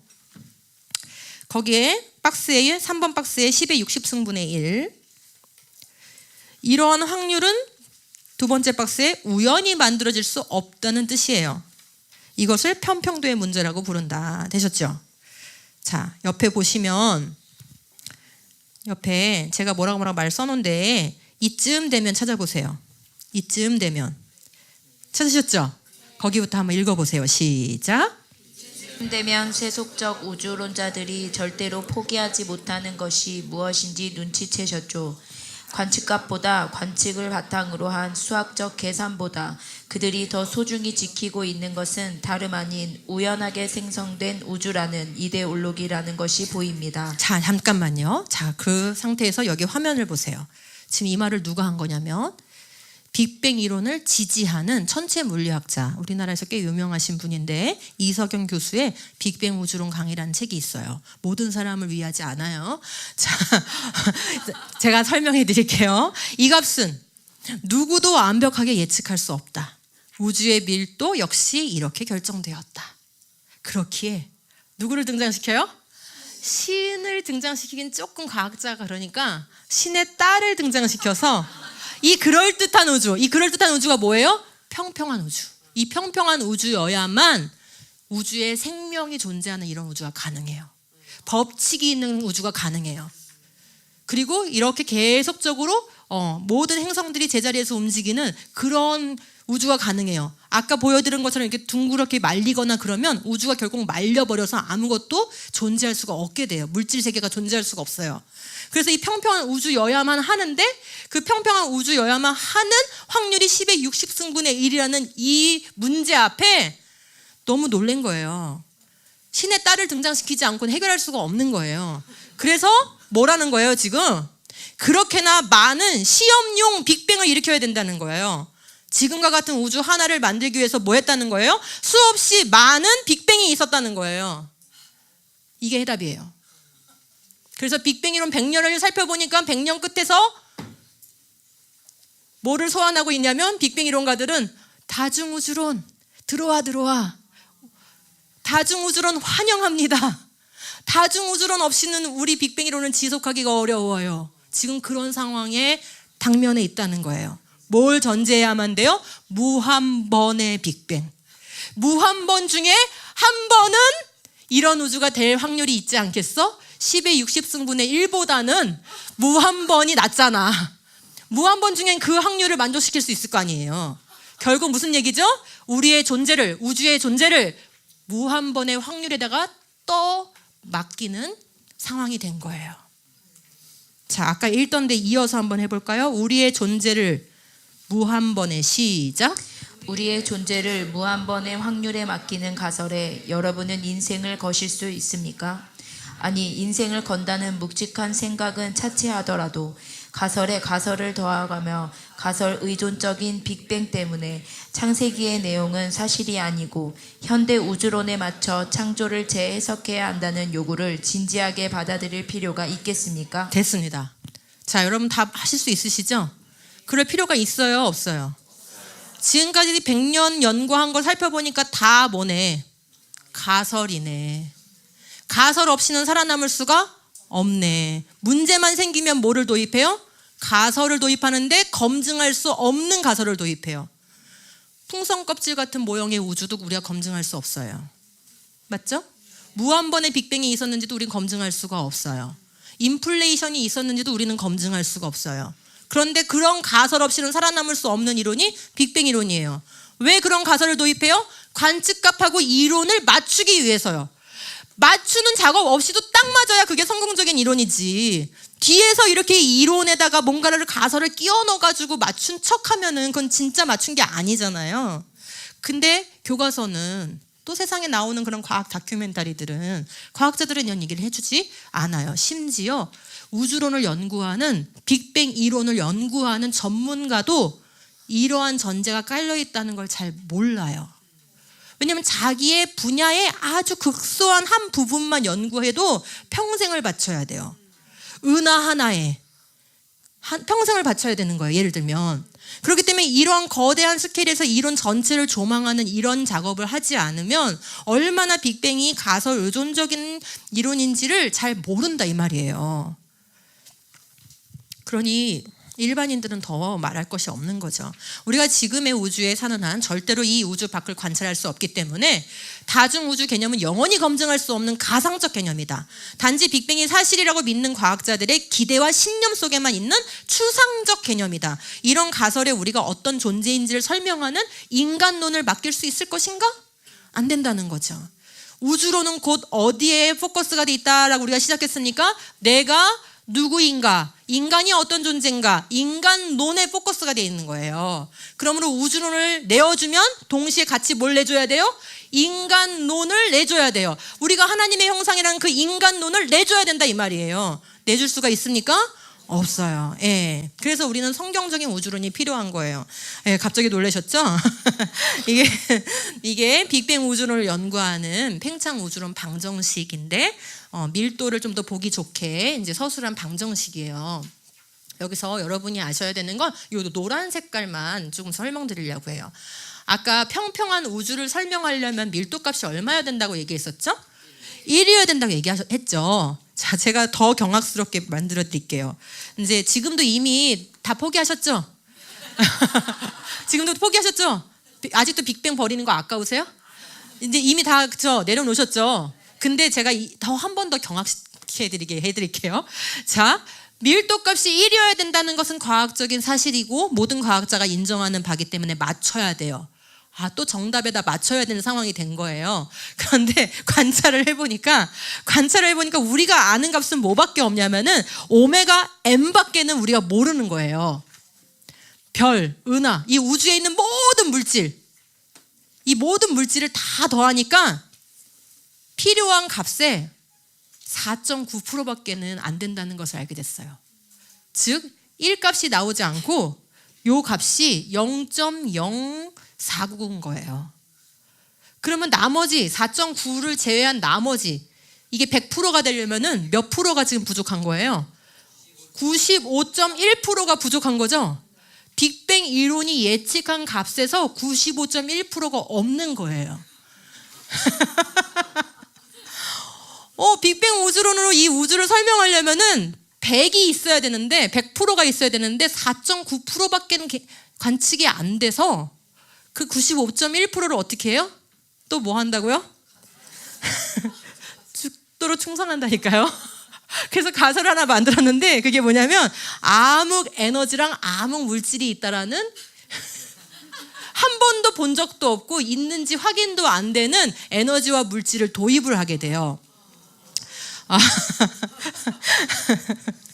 그래서 결국 우주 밀도 95%를 모른다는 얘기인데 자, 그중에 보세요. 암흑물질이 얼마나 중요한 건지. 만일 우리 우주에 암흑물질이 없다면 어떻게 되었을까? 답부터 말하자면 은하도 없대요. 별도 없대요. 태양도 지구도 이 암흑물질이 없으면 만들어질 수가 없대요.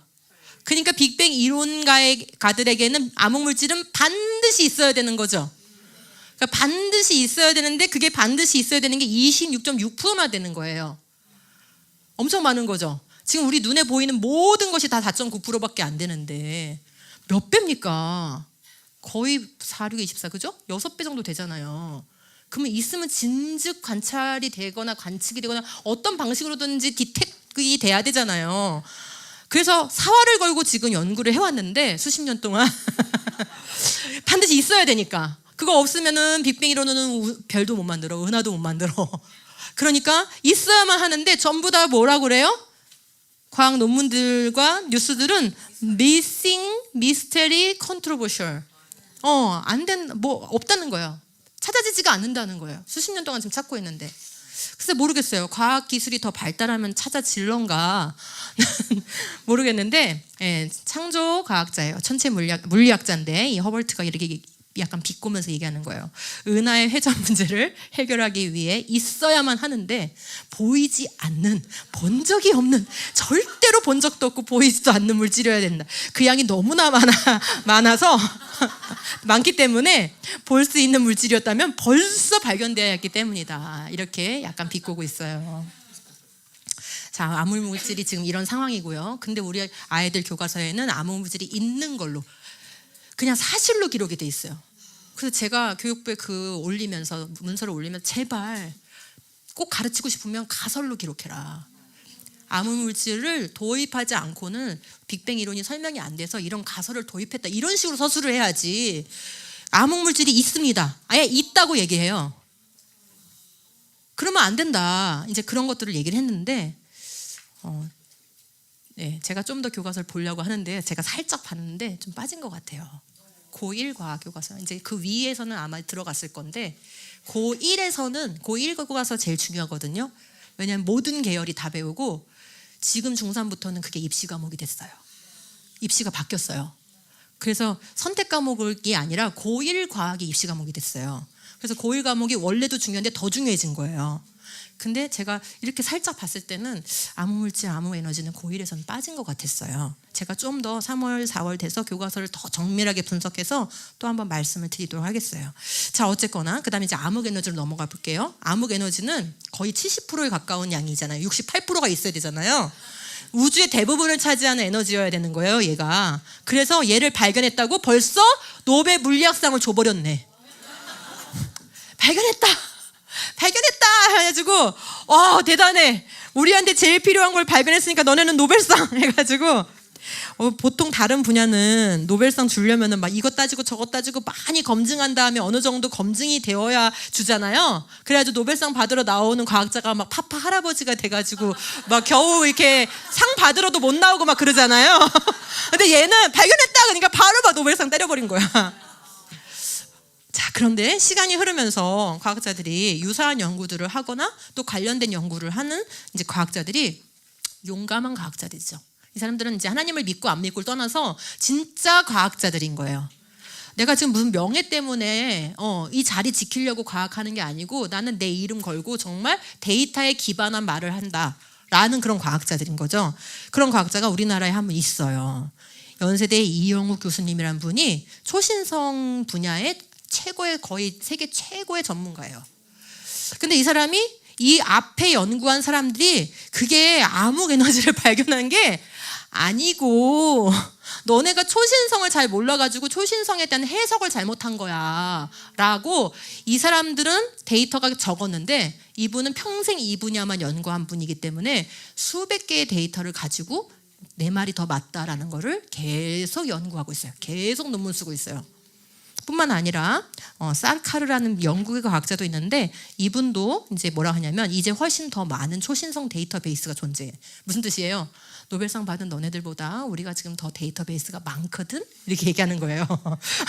근데 이 표준 촛불이 즉 그 초신성이 정말로 우주 가속을 나타내는 게 야 아니냐 그거를 이제 따져볼 수 있는데 놀랍게도 우리는 데이터가 여전히 뭐하다는 거예요? 가속을 하는 게 아니고 일정한 팽창하고 있다라는 걸 보여주고 있다는 거예요.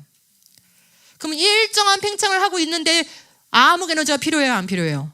안 필요해요. 암흑 에너지가 왜 필요했냐면은 가속 팽창을 한다는 걸 설명하기 위해서. 그럼 뭐가 가속을 시키냐? 바로 암흑 에너지가 가속을 시키는 힘이야 라고 해서 도입이 된 거예요. 그렇게 해서 설명된다 하고 노벨상을 줬는데 일정한 팽창률이면은 안 필요한 거예요. 암흑 에너지가. 암흑 에너지 안 필요한데? 이렇게 된 거예요. 지금 68%에 해당하는 에너지가 안 필요한데? 네. 관찰 결과는 그걸 지지하지 않는데 어떻게 책임질래? 이런 상황이 된 거예요. 자, 동그라미 2번 가볼게요. 24쪽. 약 95%를 알지 못하는 상황이라는 거죠. 26%를 차지한다는 뭐죠? 암흑 물질. 관찰돼요? 안 돼요? 안 되는데 그거 없으면은 빅뱅 이론은 은하도 별도 못 만들어요. 그다음 밑에 3번. 70% 정도를 차지한다는 뭐요? 암흑 에너지는 밑에 가속 팽창되고 있음을 주장하면서 도입이 됐지만 지금 여러 데이터들은 가속 팽창을 지지하지 않는 거예요. 넘어가서 4번 도전들. 훨씬 더 자세한 뭘 연구해봤더니 초신성 연구. 와, 대단하십니다. 초신성 연구를 해봤더니 가속 팽창은 잘못된 해석이라는 연구들이 계속 나오고 있다는 거예요. 제가 예언합니다. 50년 안에 빅뱅 이론은 주류 이론이 안 될 겁니다. 살아남아 있을지라도 주류 이론은 안 될 겁니다. 아마 지금 뒤에서 몰래 비밀리에 야, 우리 다음 대안을 만들자. 그러고 있을 겁니다. 지금 여러분이 들은 이 이야기를 최고의 그 빅뱅 우주론자들이 모를까요? 밑에 가라지들은 뭐라고 표현해야 되지? 밑에 이제 있는 과학자들은 모를 수도 있어요. 근데 최고의 그 위에 있는 분들이 모를까요? 알 것 같은데요, 저는요. 그러면 조용히 뒤에서 야, 우리 또 설계된 거 말고 설명할 수 있는 것도 좀 짜내보자. 뒤에서 회의하고 있을 수도 있어요. 근거가 없습니다. 자, 그래서 이 우주론의 대가인 프린스턴의 천체 물리학자인 폴 슈타인하르트라는 분이 있는데 이렇게 얘기합니다. 우리는 빅뱅이 우주의 시작인지 알지 못하며 이는 언제나 가설이었을 뿐입니다. 이는 단지 팽창하는 우주의 시간을 거꾸로 돌렸을 때 아인슈타인의 이론에 따르면 하나의 점에서 시작되었을 것이라는 가설에 불과합니다. 하지만 그게 반드시 사실일 필요는 없죠. 그러므로 빅뱅이 마음에 안 들면 여러분 버리세요. 빅뱅이 시작이 아니라고 생각하고 다른 가능성에 대해서 고려해 보는 것은 전혀 문제가 되지 않습니다. 대가는 이렇게 말할 수 있는 거예요. 근데 밑에서 교과서를 배우는 우리 아이들은 버리면 큰일 나는 줄 아는 거예요. 너무 불쌍하지 않아요? 그죠? 예. 그래서 여러분 자신 있게 버리시라고 제가 이 말씀을 드리는 거예요. 대가도 버렸다는 거예요. 이분이 그냥 빅뱅 이론 구경하던 사람이 아니고 빅뱅 이론의 핵심 연구자였어요. 그 아까 인플레이션 있죠? 그거 같이 하던 사람이에요. 그런데 이분이 왜 이렇게 돌아섰을까요? 검증할 수 없는 이론이라는 걸 알고 돌아선 거예요. 그러니까 이 사람은 그래도 적어도 과학자죠. 검증할 수 없는 이론은 과학 이론이 될 수 없어. 적어도 그 이론이 맞는지 아닌지 검증 가능해야 되는데 검증이 안 되잖아 라고 하고 돌아선 겁니다. 자, 이제 많이 왔습니다. 우리 정말 잘 듣고 계시고 오늘 저녁에 또 강의가 있다는 게 벌써부터 걱정이 되시나요? 저녁에 우리 몇 시죠? 8시. 네, 빨리 끝내겠습니다. 이제 성경적 기원론의 조건. 그러면 우리가 이렇게 여기까지 살펴보니까 우주를 연구하고 우주의 기원을 연구하는 데 있어서 뭐가 기준이 좀 되어야 될까? 성경적 기준을 한번 마련해 보자라는 겁니다. 첫 번째, 1번. 마가복음 10장에서 예수님께서 이혼에 대한 질문을 받으세요. 읽어보신 것 같죠? 이혼에 대해서 예수님은 어떻게 생각하십니까? 모세는 증서를 써주고 이혼해도 된다고 했는데요. 이렇게 이제 싸가지 없는 질문을 와서 해요.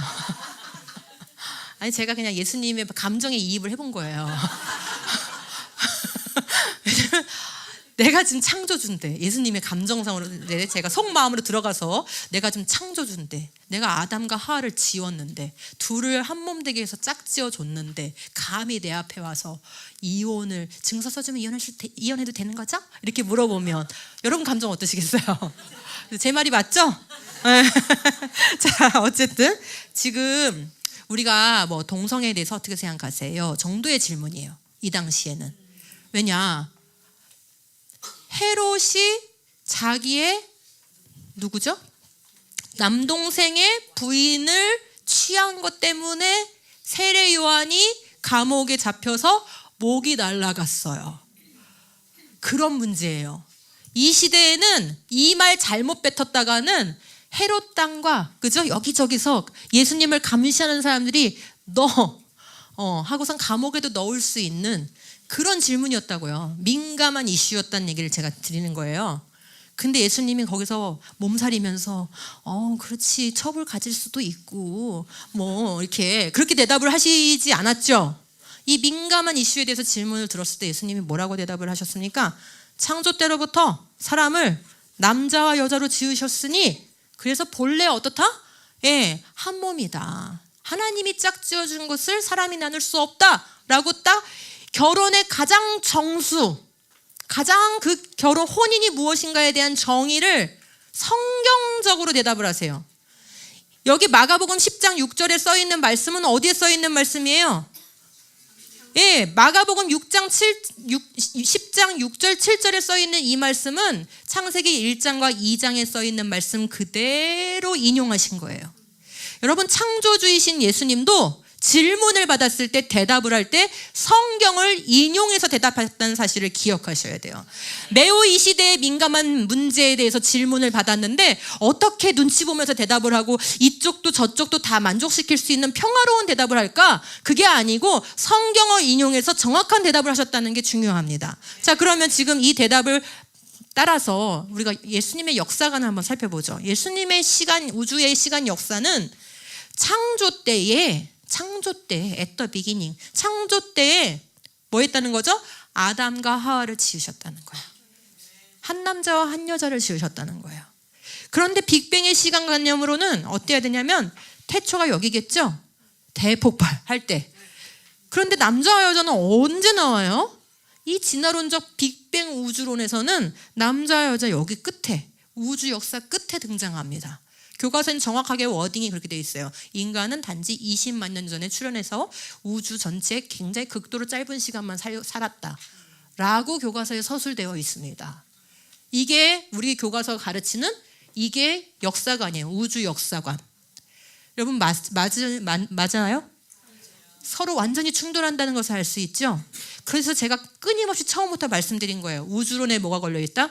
인간론이 걸려있다. 우주론을 내주면 뭘 같이 내줘야 된다? 인간론을 내줘야 된다.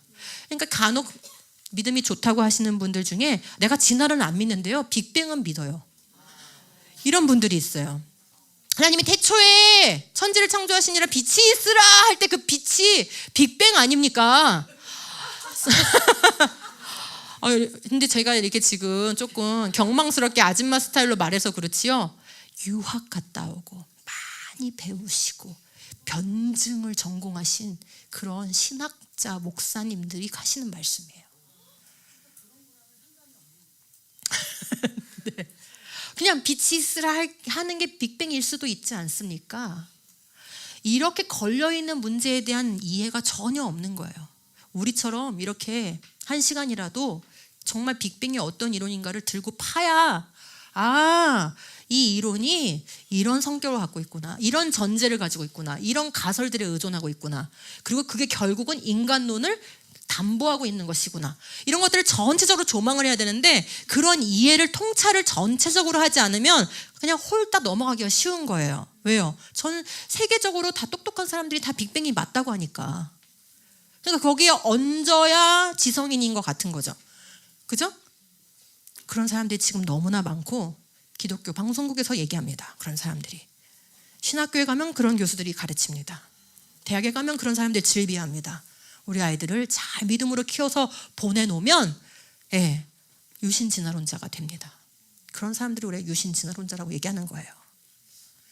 심각한 상황입니다. 예수님의 역사관은 태초에 창조 때에 인간을 완전하게 지으셨다라는 것에서 한 발짝도 물러서지 않으셨다는 것이고 그 말씀을 그대로 인용해서 이걸 대답하셨다는 거예요.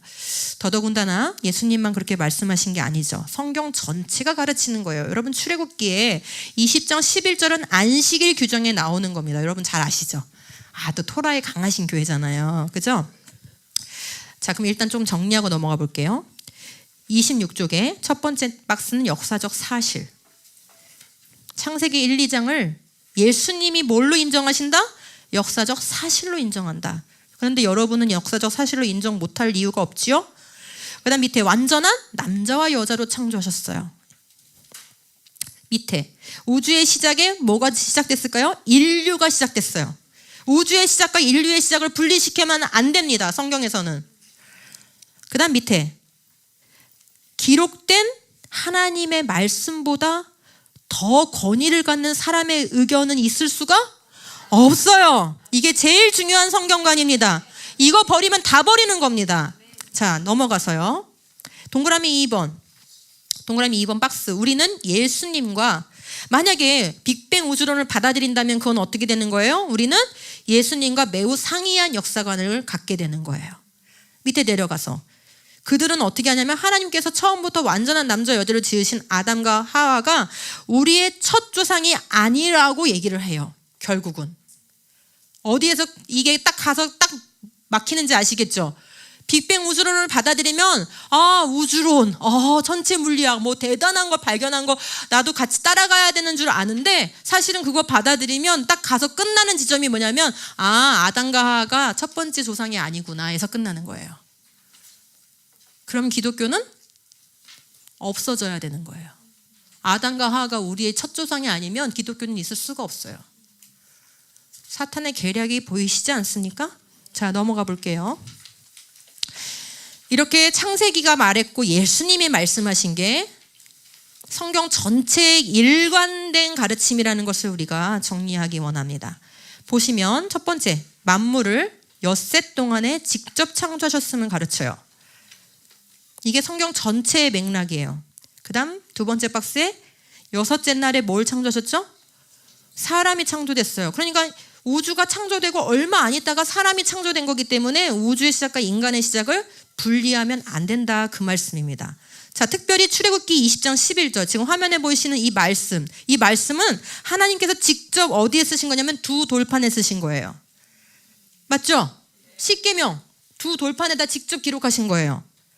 그런데 이거를 지키지 않으면 이 안식일 규정, 엿새 동안 내가 하늘과 땅과 바다와 그 안에 있는 모든 것을 만들고 일곱째 날 쉬었기 때문에 너희도 안식일을 거룩하게 지켜야 돼 라는 법을 주시면서 이 법을 안 지키면 그냥 하루 집에 그냥 있어, 그런 벌이 아니고 어떤 벌을 내리셨어요? 반드시 죽이라. 박스에 반드시 죽이라예요. 이 법을 안 지키면 반드시 죽이라는 법이에요, 지금 이게. 그런데 법의 근거가 거짓말이면 돼요, 안 돼요? 하나님이 지금 사형에 해당하는 규율을 우리에게 주시는데 그 안식일 규율의 근거예요, 이게. 엿새 동안 내가 창조했고 일곱째 날 쉬었기 때문에 너 안식일 지켜야 되고 안 지키면 너 죽는 거예요, 이거예요. 그런데 만약에 이 규정의 근거가 거짓말이에요.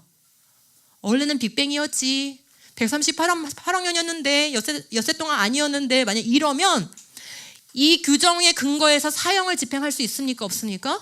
하나님이 거짓말쟁이가 되는 거예요. 하나님의 공의에 심각한 훼손을 가하게 되는 거예요.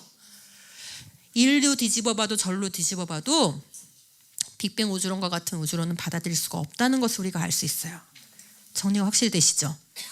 자, 그 다음에 이사야서 볼게요. 여기 화면 볼게요. 하나님께서 하늘을 창조하여 펴시고 땅을 만드시고 거기에 사는 온갖 것을 만드셨다. 땅 위에 사는 백성에게 생명을 주시고 땅 위에 걸어다니는 사람에게 목숨을 주셨다. 참, 여기에 지금 우주에 없는 거 한번 말해보세요. 있는데요. 여기에 안 속하는 게 없어요. 아까 지금 여기서 뭐라고 하셨죠? 출애굽기. 하늘과 땅과 바다와 그 안에 있는 모든 것. 자, 우주에 없는 거 말해보세요. 없죠. 다 포함되는 거죠. 여기 똑같은 거예요. 이게 하나님께서 우리에게 창조주 하나님을 설명할 때 늘 인용하시는 말씀의 표현이에요. 상투적인 표현이다 이 말이에요. 그래서 하늘을 창조하시고 땅을 만드시, 땅은 지구, the earth예요. 그 안에 온갖 것, 그리고 생명, 목숨. 생명은 뭐고 목숨은 뭐야? 생명은 혼적인 생명을 말하는 거예요. 생물도 가지고 있는 거. 근데 스피릿은 누구만 가지고 있어요? 사람. 자, 그러니까 물리적인 환경, 그죠? 그 다음에 지구과학적인 환경, 생물학적인 환경, 그리고 영. 이 네 가지 요소예요. 우주는. 이 네 가지 요소를 내가 창조했다라고 말씀하시는 거예요. 신약에도 똑같아요. 신약도 똑같이 표현해요. 바울이 뭐라고 해요? 우주와 그 안에 있는 모든 것을 창조하신 하나님, 그분이 하늘과 땅의 주님이시다. 그래서 너희에게 뭘 주셨다? 생명과 호흡과 만물을 주시는 분이시다. 그분은 인류의 모든 족속을 뭘로 만드셔서? 한 혈통으로 만드셔서, 한 혈통이 되려면 어떻게 해야 돼요? 한 조상에서 나와야 되는 거잖아요. 우리의 첫 번째 조상은 누구다? 아담과 하와다. 성경은 일관되게 가르치는 거예요. 여기서 벗어나면 안 된다라는 것을 알 수 있죠. 그래서 우리가 기준을 세울 수 있는 거예요. 1번, 역사적인 아담과 하와가 뭘 것 같으세요? 인류의 첫 조상이 아니라는 추론으로 이어져. 따라가 보니까 아담과 하와가 우리의 조상이 될 수가 없네. 그러면 그 이론은 어떻게 해라? 과감히 버려라. 두 번째, 2번 시작. 첫 조상 아담과 하와가 있기 전부터 죽음이 있었다. 그럼 죽음이 뭐가 되는 거예요? 죄의 결과가 아니라 자연 현상이 되는 거예요. 지금 어디에 지금 이게 핵심의 그 초점이 숨어져 있는지 이제 보이셨죠? 왜 우주의 역사를 진화론적으로 말하고 왜 생물의 역사를 진화론적으로 말해야 되냐면 첫 조상 아담과 하와가 우리의 진짜 조상이 아니게 만들기 위해서예요. 그래야 그들이 지은 범죄 때문에 이 땅에 죽음이 들어왔다는 이 죄의 삭슨 죽음이요 라는 이 사실이 거부가 되고 죽음이 자연현상이 되기 때문이에요. 그럼 죄와 죽음은 아무 상관이 없어지기 때문에 예수님이 우리 가운데 오실 필요가 없어지는 거예요. 이와 같이 목사님 처음 서두의 말씀 너무나 잘해 주셨는데 창조가 왜곡되면 복음이 왜곡된다. 그게 바로 이걸 말하는 거예요.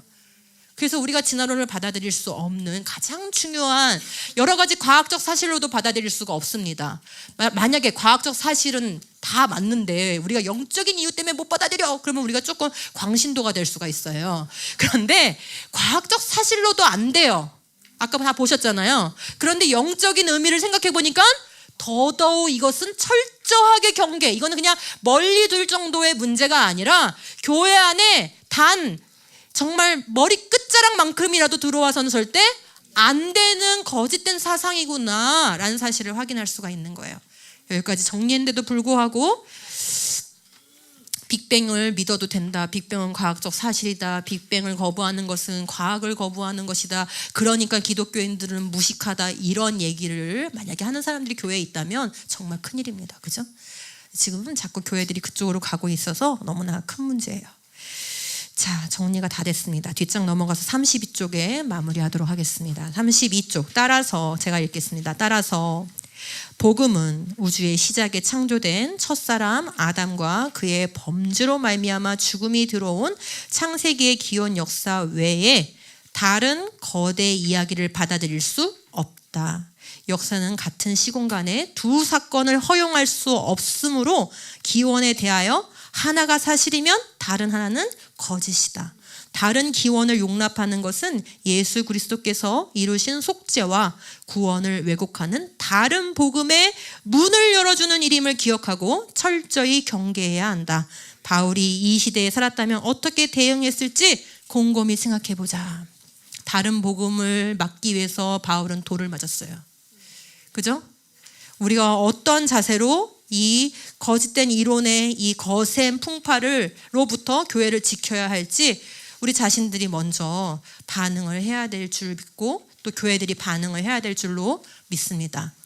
죽도록 충성해야 되는 거예요. 우리 가운데 그런 자들이 너무나 없었기 때문에 이 지경이 된 겁니다.